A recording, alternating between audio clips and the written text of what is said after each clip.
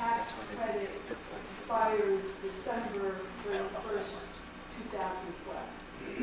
So that's why they're fast forwarding this project. Right. Unless it's Stay reauthorized. within that tax. Unless Congress reauthorizes. Yeah. Mr. Lowell. When you mentioned this 16 megawatts, I think it was, of power that the project will put out. Can you transit 63 megawatts. 16%?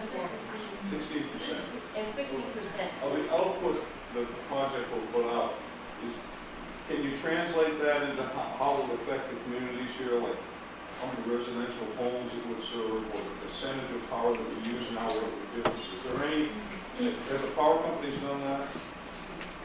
The project, yeah, I think I did know. The project, according to the literature, will produce enough power to power 20,000 homes. That's on paper. Whether that helps or not. Whether the other question that I'm inferring in the amount is what effect does it have on either my power load or my power supply, or how much it's going to cost. And I can't tell you that. We probably should repeat that there are, as Walt said earlier, there's some folks here who can answer these questions, and when we get done tonight, I would suggest that those folks who have those answers find you and give you a better answer than we do. Is it fact or fiction that they only expected to generate 30% of the time? That's the figures I've been hearing a number of times in the last 2 or 3 months.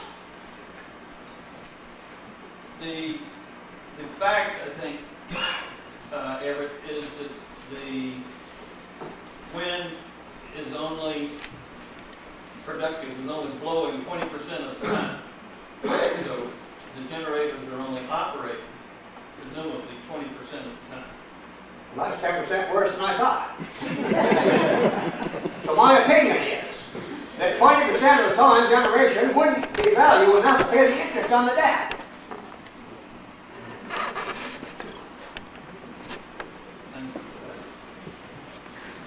Yes, ma'am. Should I give my name and where I live? Please, for our report. Tina Campoli, Craftsbury Common. I'm interested in the aesthetics analysis that Vermont Power undertook. For 13 years, I've worked with Vermont Financial Resources doing criteria aesthetics reviews on cell towers and other types of development. And something that's really important in that analysis is where will this installation be viewed from? Because the aesthetics can be affected by whether or not you can actually see the installation, given the varied terrain, the topography, and then the sensitivity of those locations. You know, if it's the town dump, that may not be as sensitive as the town beach.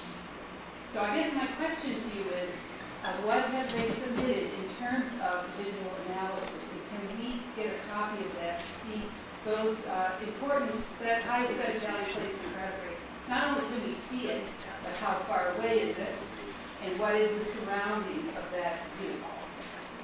The conventional wisdom with these installations is beyond 5 miles, the element becomes relatively small in the landscape. Not that it's not, doesn't have an impact, but it would be really helpful to me to have that information so that we can then talk to the select board about our concerns just around aesthetics and visual impact. There's a whole bunch of other stuff.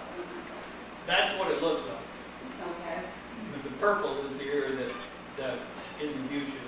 Does that factor in vegetation? Does it say that? Factor in vegetation. Because those things have been. I don't know. Yes, it I don't know does. if my answer no, that it does. I guess my question is, will this be made available? Yes. So we can borrow it. If you go to the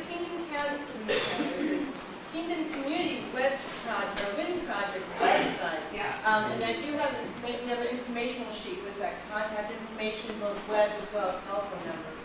If you go there, they under our project, they have the actual filing with the petition as filed. Okay, so we can read the file. So you can read that. And when we heard from the consultant who actually did the aesthetics assessment for the filing, he did indicate that they looked first off at the Queechy decision, which is a 4-pointer.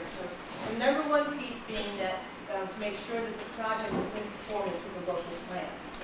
Right. So as long as our local plans, between Albany, Irisburg, Craftsbury, Eden, as long as our local plans, they want to be in conformance with that. But it's our town plan as of today, not sometime in the future.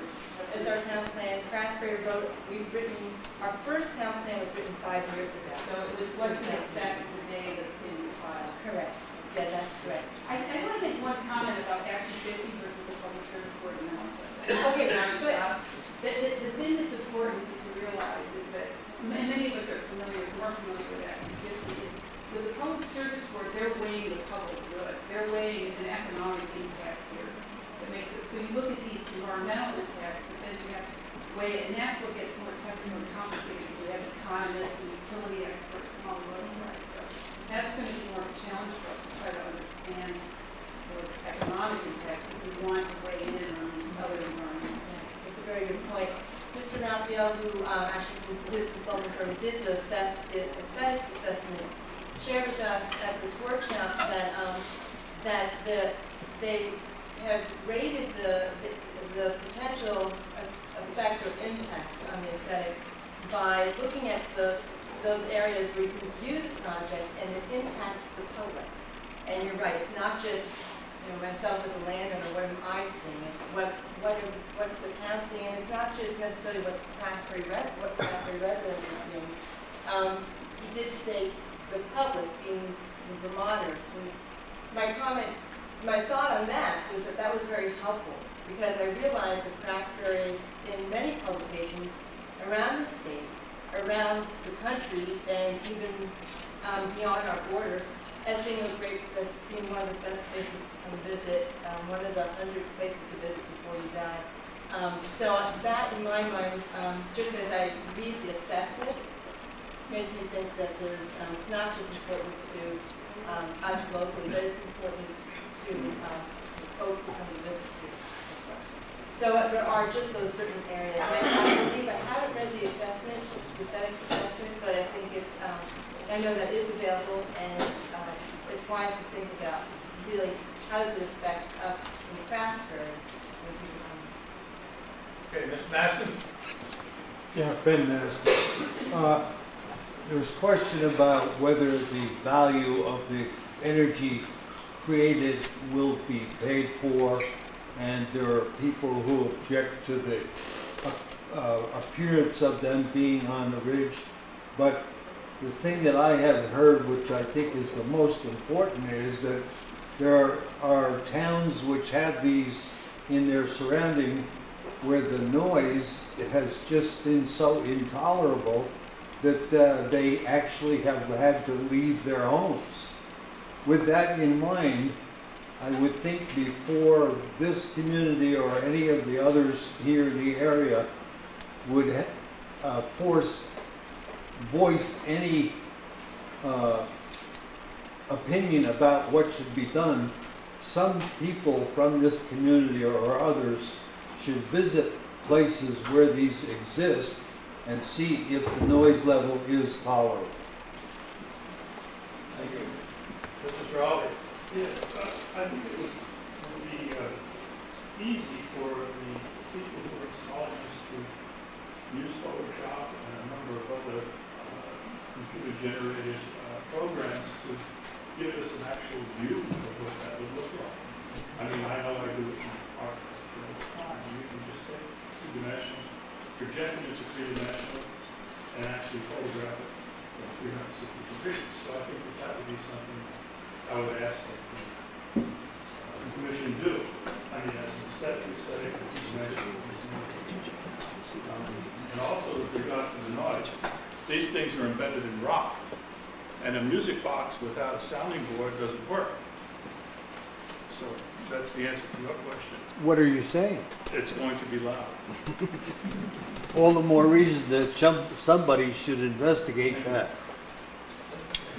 I'm sorry, I'll just say that if you do go to the Kingdom Community Project website, they do have those pictures,